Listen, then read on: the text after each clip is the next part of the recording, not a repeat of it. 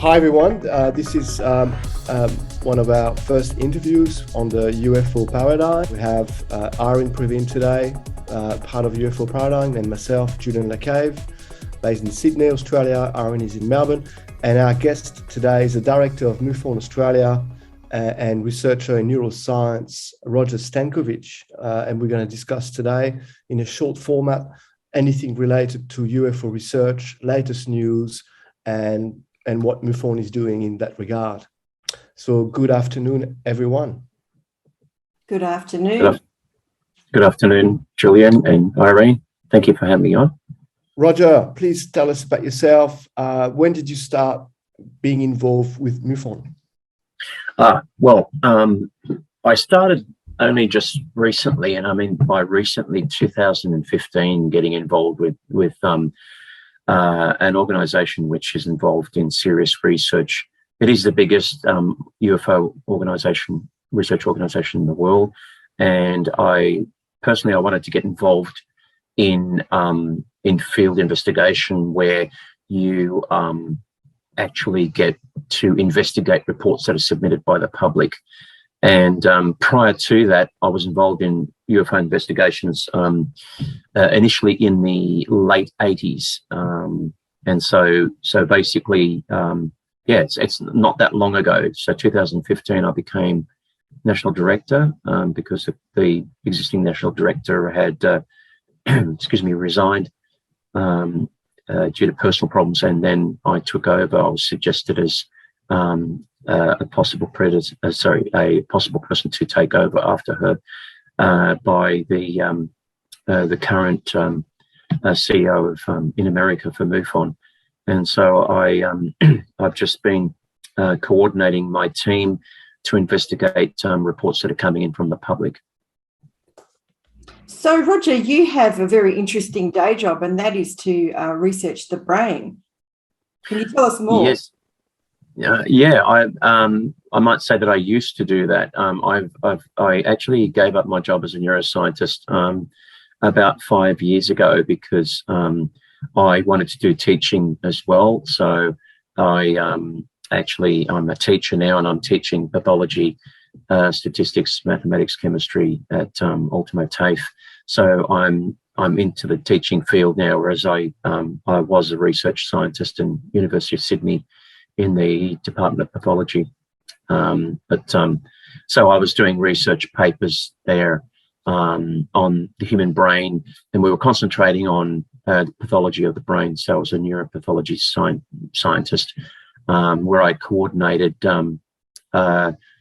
forensic autopsies, and we were looking at some forensic cases. We helped out the forensic department in Glebe, where we were looking at the possible causes of death of people in instances of forensic examinations where the brain might have been involved, brain and spinal cord. And also we're doing research into motor neuron disease, which is what my PhD was in, and also various other neurodegenerative diseases like Alzheimer's and the various gamut of different degenerative diseases.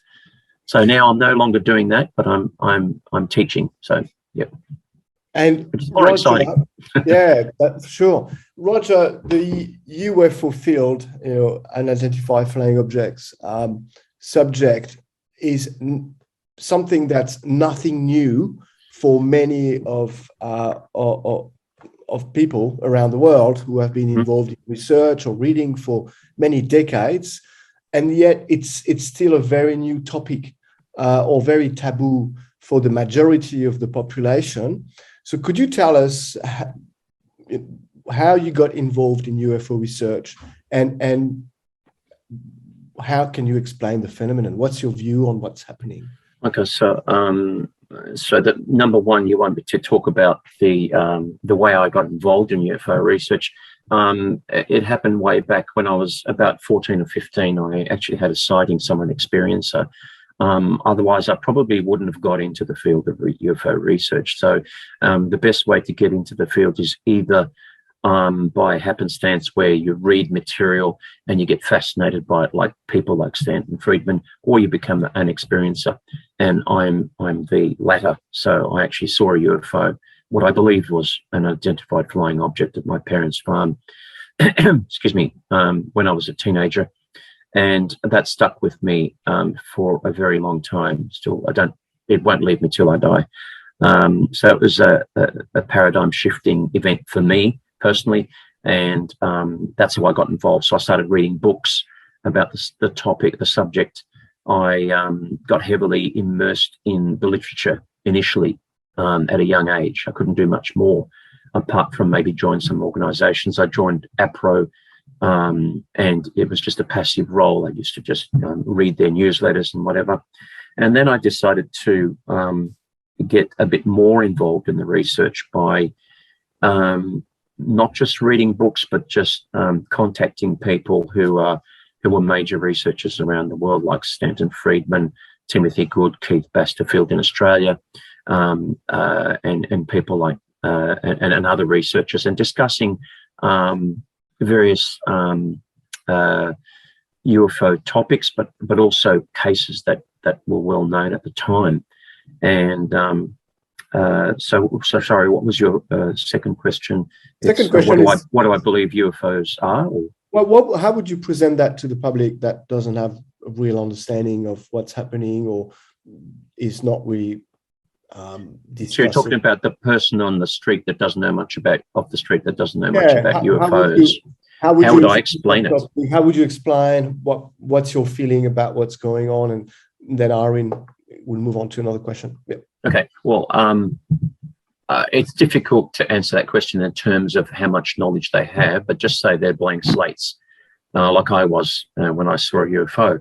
I could just say to them that basically the phenomenon is real, and that it is that there have been sightings by a multitude of people where they can they see a light in the sky, maybe during the night, and it's unexplainable. These things do occur. There's so much information about there's so many reports that have been cited around the world. It's not just occurring in one country; it's occurring worldwide. And basically, they need to do reading. It's a steep learning curve, learning how to encompass all the knowledge that's involved in ufology. But I believe it's the craft of nuts and bolts. They're solid. I'm skeptical about them being interdimensional. I think they're interstellar. I think that these craft are sometimes occupied by beings that have evolved on other planets within our galaxy. I believe that they have developed on a planet that enables them to develop a technology that's non-conventional in terms of ability to travel in interstellar space. What that encompasses may be that they have a heavy element, like if you go into Bob Lazar's theory about this, that they have a heavy element on their planet that enables them to form a reactor, an anti-gravity reactor that can actually pull space-time, and that's what enables them to move these great distances. Otherwise, it's a paradox, because how do you move faster than the speed of light? You can't really, according to Einstein's theory. Yep.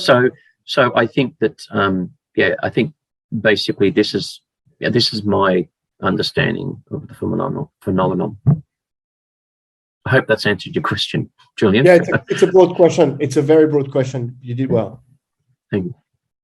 I'm curious, Roger, to find out more about some of the more notable cases that you've investigated locally. And I think it's very interesting what you've just said, because people seem to be in the UFO research field banding around that it might be an interdimensional thing. I don't understand what that means, not really being a scientist. I don't know whether the possibility is both, but really I'm interested in how you conduct the research that you do, and primarily what are some of the best cases that you've seen here in Australia? So the way we conduct our research is that we, first of all, you need to join MUFON as a MUFON member, and then you can have the option of actually being a field investigator, in which case you have to study a manual which involves how you would go about investigating a case. Once you study that manual, you sit for an exam which you have to pass at 80%, and then you become a field investigator.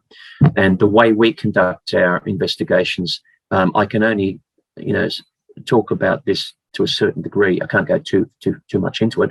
But what we do, we have a database which accepts people's reports from around the world. That database, the file server is located in the States, and these cases get divvied out to the particular country where the reports originated from, and it goes to the national director.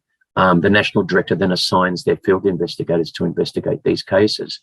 The field investigators then have been trained to actually talk to the witness, ask the appropriate questions, look at various resources that they have at hand, which like Flight Radar 24. They may look at software like WebTrack that can tell you whether there's any planes in the area. So what we're trying to do is use the resources that we have at our hands, and it's mainly software that enables us to determine whether it's a satellite, whether it's a plane, whether it's a natural phenomenon, etc. And we eliminate all these different prosaic things that it could be. And if we don't come to the conclusion that it fits into one of these prosaic explanations, we call it an unknown, which means that we don't know what it is. We can't prove it's extraterrestrial, but it goes into this basket where we have a case which we can't, we don't know what it is. It's flying, okay? If it's flying, if it looks like it's controlled intelligently, and it's not a bird, it's not an astronomical phenomenon, it's not anything that can be explained in prosaic terms, well, then what the hell is it? Is it extraterrestrial technology? I'm really annoyed by recent statements by NASA saying that basically they're going into this, researching UFOs, and they're saying that there's no, they're saying that there's no proof that it's extraterrestrial. That may be so to the general public, but if you dig deep enough, there's some evidence there that can really point to it being extraterrestrial in terms of actual physical analysis of metals that we've found, documents that have been revealed by people who have wanted to drip feed us with information that has been covered up for many years. So, and on that, I was about to talk about NASA. They're currently conducting a study for those who have been involved in UFO research, like you and ourselves at UFO Paradigm for many years. It's not the first time that a government organization decide to do a study of the phenomenon with a report, and often the conclusions are, we're studying UFOs, we know the phenomenon is real, but we don't really know what they are, and that's pretty much the end of the story. Do you expect from that new NASA study that anything unusual or anything new will come out of that? And if not, any current news you want to share with us today about interesting information in the UFO world? Well, just to cover your first point about NASA, I've never had a lot of respect for NASA in terms of the UFO phenomenon and their attempts to research it, on the basis that every time you look at what they come out with, they're always debunking the subject, and it's not a good look, especially if you are now saying that you want to look at the topic seriously. that doesn't convince me that they're going to be looking at the topic seriously, and I have serious doubts that they will. They're running their own study in parallel to the Pentagon and the new Arrow, I think it's called ARROW, I think, is the new organisation that they've got formed. So they're doing a parallel study.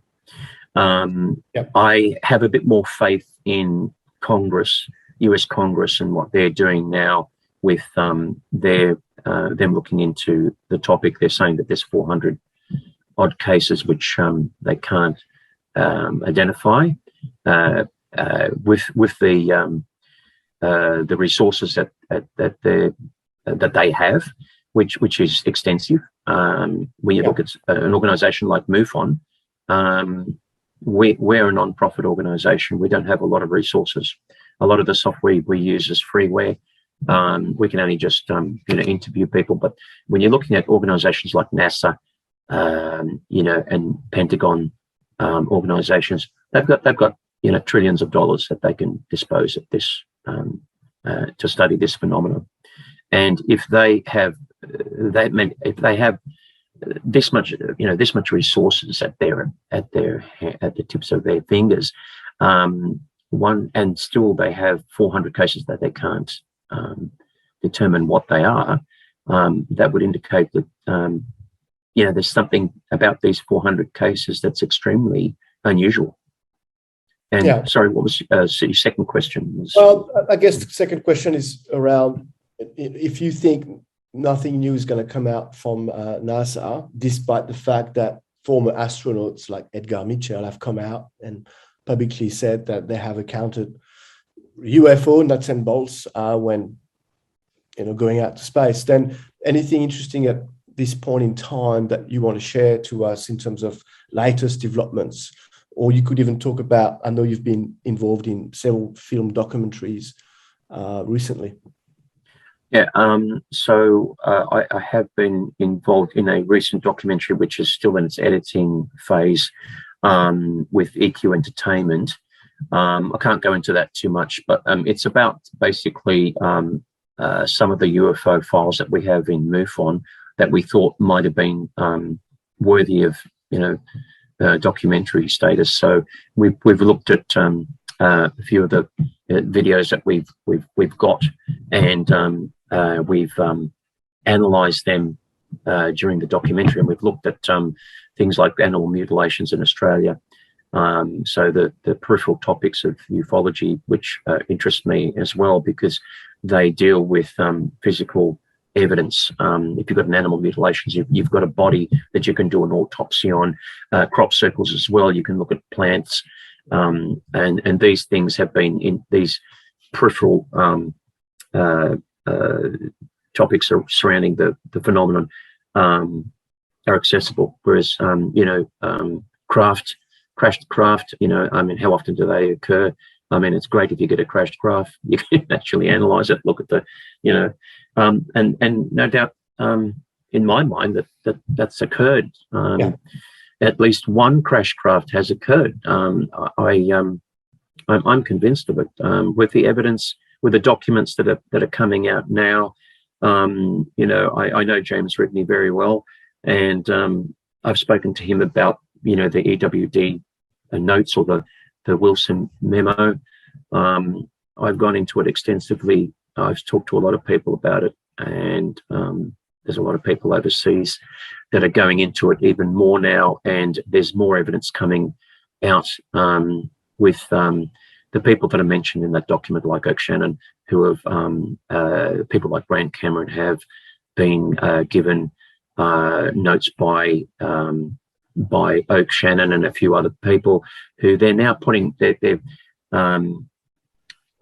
joining all the dots, and this new evidence by people that were mentioned in the document are now strengthening the provenance of the document and the validity of the document. Yeah. So there's enough evidence there to state that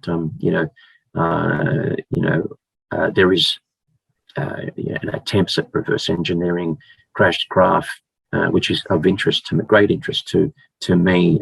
I'm passionate about learning about things like that, and getting involved and going into the nitty-gritty of what's actually happening here. I sent a recent email to the CEO of Lockheed Martin, which I don't think anyone's ever done. I thought, well, I wonder what Lockheed Martin's got to say about this. And I mentioned the Wilson memo and did not get an email back yet, but didn't expect to get one. But there's other avenues that you can take by just keep on pushing the envelope and then just trying to see whether someone decides to get back to you about what they know. Irene. Okay, well, I think we will circle back to best Australian cases. Oh, sorry. Yes. Beg your pardon, Irene. Yeah, I sort of like every time I talk, I sort of go on tangents and I think, oh no, I forgot that one.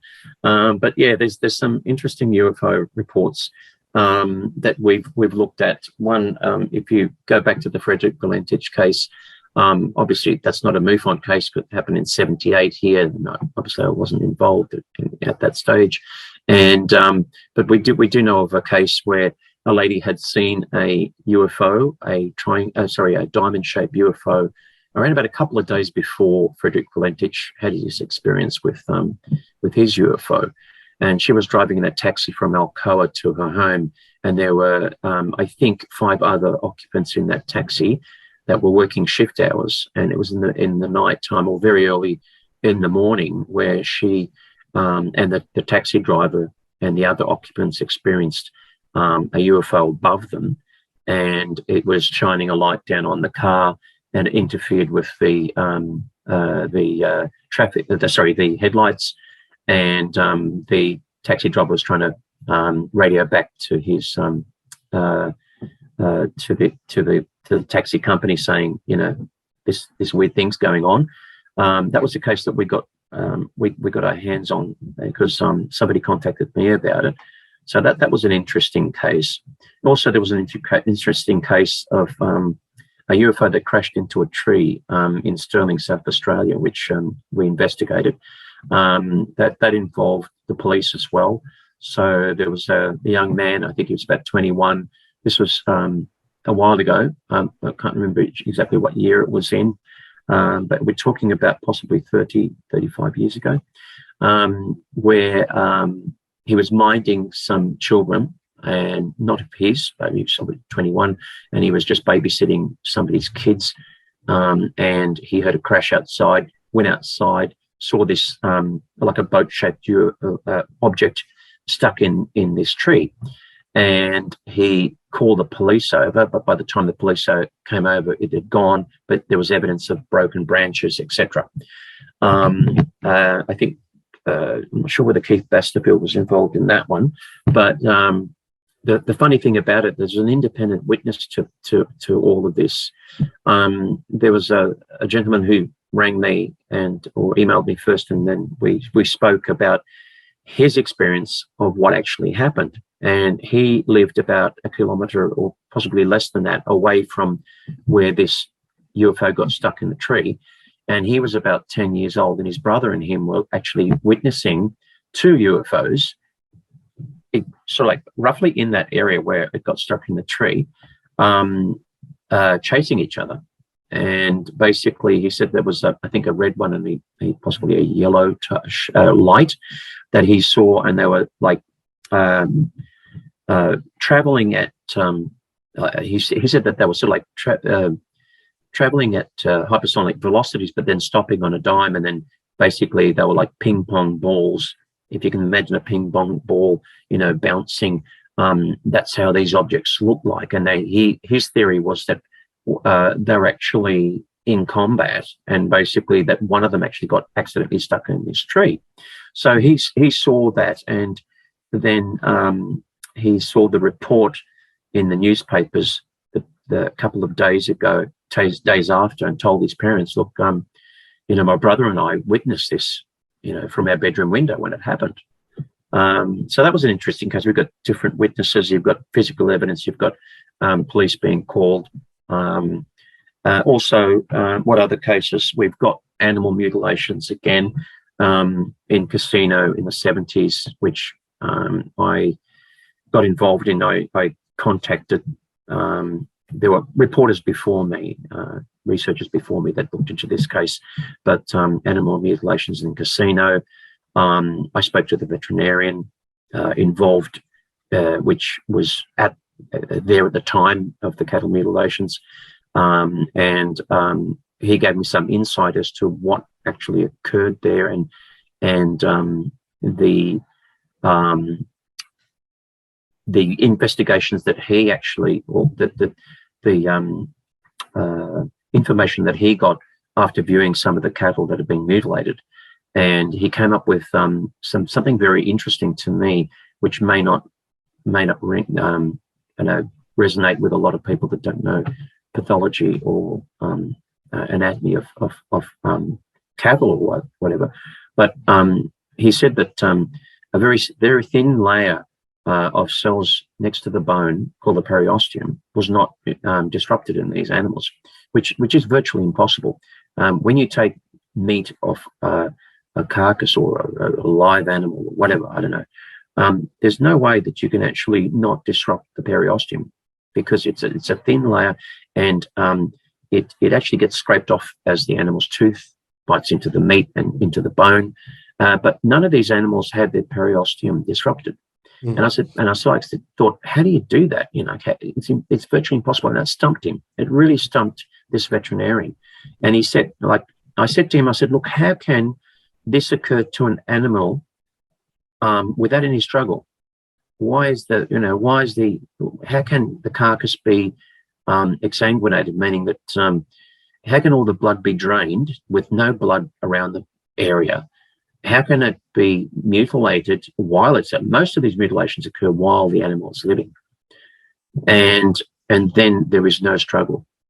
So it's a phenomenon that I'm very interested in.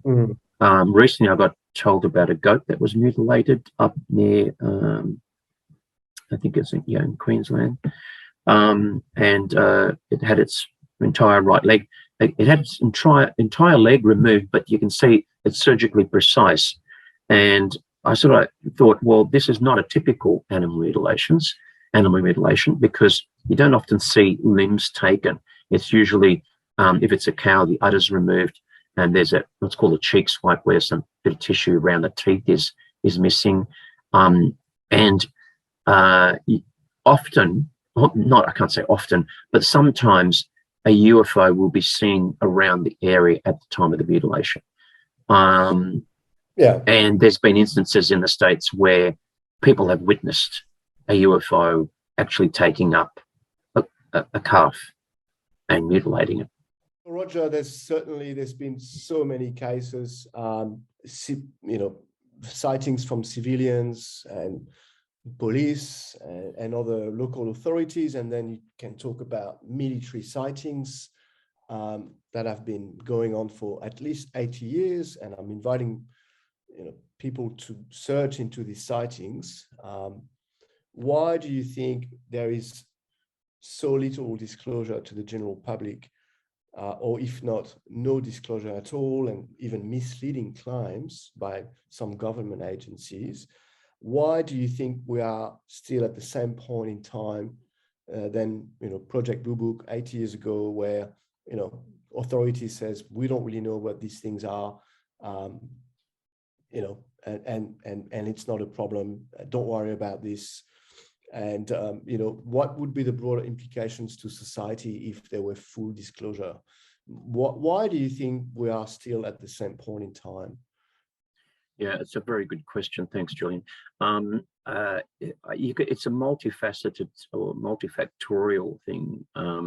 Why don't we know more than what we did 80 years ago? Maybe the government doesn't know as much as what that the evidence is out there. So, for example, we could go into MJ12, a secret organization, a cabal, if you want to call it that, where there's only a handful of people that know the absolute truth behind the matter. But I think that there has been a slow drip, and the reason being of disclosure. So we're drip fed disclosure for a specific reason. As I said, it's multifactorial. Some researchers are saying, oh, we have, America's got the technology because they've looked at craft that had crashed. Okay, they haven't reverse engineered everything. They can't, because it's millions of years ahead of what we've got, thousands of years ahead. But they have, if you go into Corso's book, they have developed some of the technologies based on concepts of the craft. Now, my idea is that this is like if they just came out, like, say, for example, if I don't know which organization, NATO possibly, or you can't really just expect the American government to come out with this because they're just representing their own country. But if we had one representative for the world that came out and just said, Roswell was real, UFOs have been here for at least 80 years, we got the evidence, our skies are not our own. Basically, we can't control this phenomenon. The effect would be absolutely devastating to the world population. Meaning that, think of the implications. People might say, "Oh, who cares? They're out there." But think of the implications. I mean, we just went through COVID, right? That will be like just a drop in the ocean compared to full disclosure. You have absolutely no one has any idea of the ramifications of disclosure. Basically, it puts religion on its head. You might go back and the philosophers and religious entities might go back and say, "Oh, well, Fatima actually wasn't the miracle at Fatima in Portugal that happened in the turn of the century." It was an extraterrestrial event. So there's no such thing as God. Everything that we've been taught was God was actually extraterrestrial. So that would turn everyone's religious beliefs on its head. The stock market would go down because they're thinking, oh my God, we can't control this phenomenon. They can do whatever they like to us. They can annihilate us within a couple of days. So there's that fear factor. And anytime you have fear, people fearing about something, whether it be the Russians invading Ukraine, automatically you have a financial crisis in the world. Also, just as a person walking on the street, would you feel safe? We know about animal mutilations. There's theories that there are human mutilations out there. There's masses of abductions, apparently. I don't believe there's mass abductions, but I believe that abductions have occurred. So people, it's that fear factor of going out, walking on the street and finding out you could be abducted by an alien, because it's real. It's been disclosed.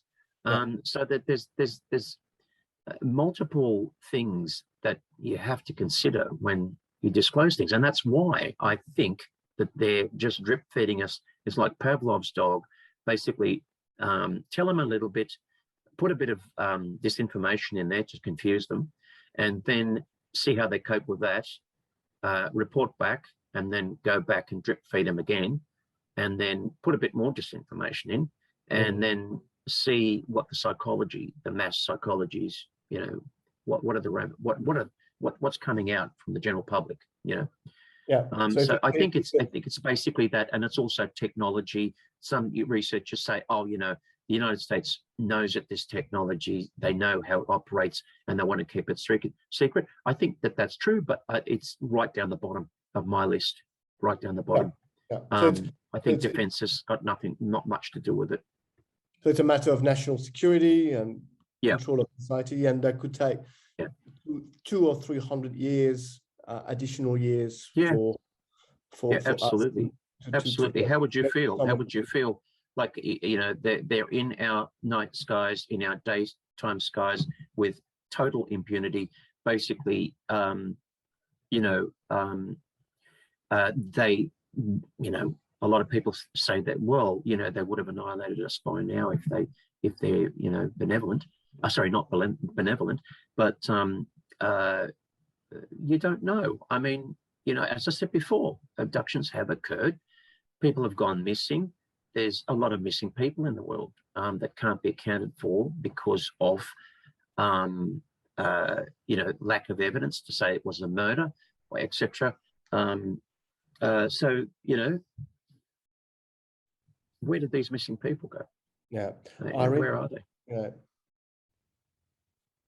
We're about to wrap up this interview. I think we should have more of these with you, Roger. I feel like we could be speaking during a 5-hour podcast. Irene. I think we've covered everything that I've wanted to ask. We can always come back. It would be really good. I love that you talked about the case in South Australia, because that's where I'm from originally. And right. Yeah. met Phil Tyndale, who. Oh yeah. So Phil. He's twins. I actually went and met up with him, and he took me to the place where it happened. Right. So that was really fascinating. So I'm glad you brought that case up. I may have one more question for you, Roger. Yeah. The three of us are we're very interested in the UFO phenomenon, or UAP. Which direction do you think people like us should take? Is that a mix of both? I know you're involved with MUFON on analyzing reports by civilians, and also you're trying to really dig out some latest developments and dig out the truth. And people like myself, and probably Irene as well, certainly myself, trying to at least present the basics to the general public so that we can generate a bit of a discussion in the mainstream. Which direction do you think it's the best, or a mix of both? Because there's so much secrecy out there, and we can talk about this later, with large private organization. And at the same time, so there's a lot to discover, but at the same time, the evidence is here, and there's enough evidence to generate that discussion. So what's your view on that? So let me just see whether I've got your question right. So you're wondering which direction both you and Irene should go in terms of talking about topics in ufology, so that the general public can be enlightened on them. Basically, I think that most, I don't know, it's hard to say what most people want to hear about, but I think there's an entertainment part of ufology where people want to know the really fascinating cases. They want to know whether there was a crashed UFO and what happened to it. What are the details about it? But it's, as I said before, it's a multifactorial topic. You've got abductions, you've got trace evidence, you've got crash craft. You can talk about the phenomenon in terms of animal mutilations, crop circles. You can talk about just what the general public have seen. Joe Bloggs down the road saw a UFO, and you can talk about military people that have seen. Sorry, military cases. Military cases, yeah. Military cases are really interesting because of the fact that they have multiple senses. The human eyes are the most amazing senses.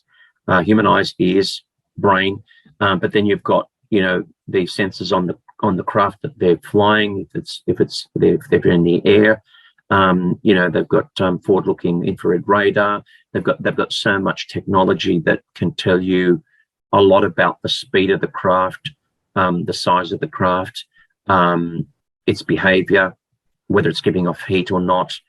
So that they've got these sensors now that can tell you a lot of detail about the craft. So that's interesting as well. Yeah. So it's up to you what what you want to do, but I think that the general public is sort of like I'm not really interested in the more peripheral type of topic that people go into, the